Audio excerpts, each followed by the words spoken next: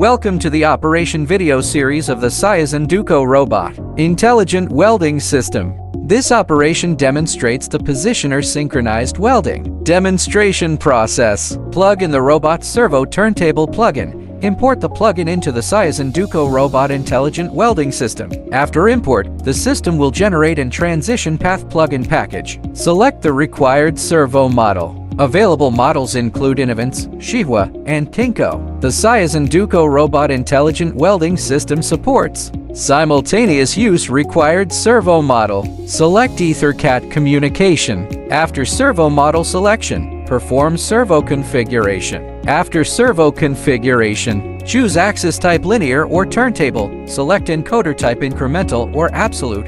Resolution is determined by the encoder used, servo driver, and motor. Configure transition path scheme. After completing transition path configuration, select one transition path of the robot for calibration. Calibrate transition path P1 and P2 reference points. Then restart the axis to enable normal synchronized operation with positioner synchronized for welding.